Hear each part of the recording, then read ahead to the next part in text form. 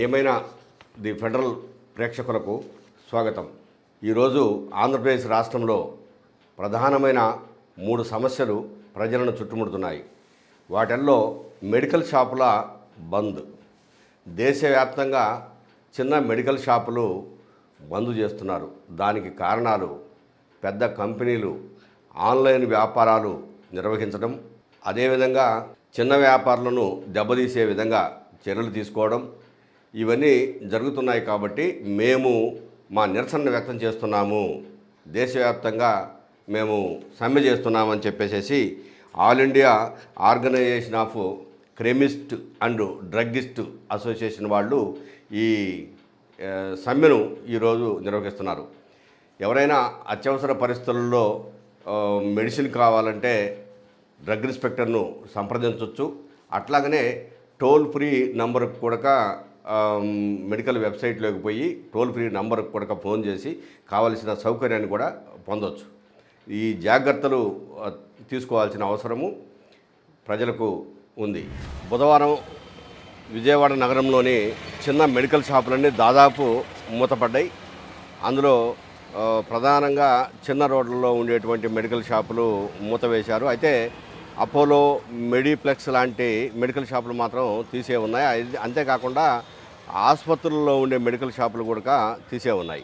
ఈ చిన్న medical shop అంటే chemist druggist association of India వాళ్ళు ఎందుకు ఈ షాపులను మూసివేసి తమ నిరసన బంద్ తెలియజేయాలనుకున్నారని చెప్పేసారంటే, పెద్ద కంపెనీల వాళ్ళు ఆన్లైన్ వ్యాపారాలు డైరెక్ట్గా చేయడము, అట్లాగనే కొంత నాణ్యత లేని మందులను సప్లై చేయడము, ఇలాంటి వ్యవహారాలతోటి చిన్న వ్యాపారులమైన మాపై తీవ్రమైనటువంటి ప్రభావం చూపుతాముంది.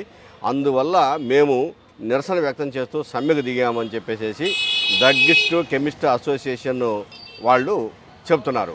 ఇదిగో మనము ఇక్కడ చూస్తే మెడికల్ షాపు మిత్రా మెడికల్స్ అని చెప్పేసి ఉంది. ఈ మెడికల్ షాపు మూత వేశారు, ఎప్పుడు తీసే ఉంటుంది. ఇది విజయవాడ రామ్నగర్లోని ఒక చిన్న రోడ్డుపై ఉంటుంది. ఈ మెడికల్ షాపు కూడా మూసివేశారు. అలాగే మిగిలిన మెడికల్ షాపులు కూడా దాదాపు మూతపడ్డాయి. ఈ విధంగా విజయవాడ నగరంలో దాదాపు మెడికల్ షాపులన్నీ మూతపడ్డాయి. ఏదైనా సమస్యలు ఉంటే ప్రజలు టోల్ ఫ్రీ నంబర్కు ఫోన్ చేసి తమ సమస్యను పరిష్కరించుకోవచ్చు. అట్లాగే డ్రగ్ ఇన్స్పెక్టర్కు ఫోన్ చేసినా లేదా వాళ్ళని అడిగినా ఎమర్జెన్సీ పరిస్థితుల్లో మెడిసిన్ సప్లై చేస్తారని చెప్పేసి మెడికల్ అండ్ హెల్త్ డిపార్ట్మెంట్ చెప్తోంది. ఇక రెండవ ప్రధానమైనటువంటి సమస్య హీట్ వేవ్. ఇది అంటే ఈ నెలాఖరు వరకు కొనసాగే అవకాశం ఉందని చెప్పేసి సిడిఎంఏ వాళ్ళు చెప్తున్నారు.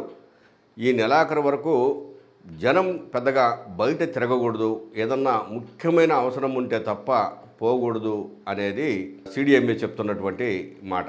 అంటే కమిషనర్ ప్రఖర్ జైన్, విపత్తుల నిర్వహణ శాఖ కమిషనర్ ప్రఖర్ జైన్ ఓ ప్రకటన చేస్తూ ఎందుకు ఇంత సీరియస్గా చెప్పాల్సి వస్తుందంటే, ఈ సంవత్సరము దాదాపు 50 డిగ్రీల వరకు ఉష్ణోగ్రతలు పెరిగే అవకాశం ఉంది. కాబట్టి వీలైనంత వరకు బయటకు రావద్దని చెప్తున్నారు. నిన్న 45.47 డిగ్రీల ఫారెన్హీట్ పిడుగురాలలో నమోదైంది.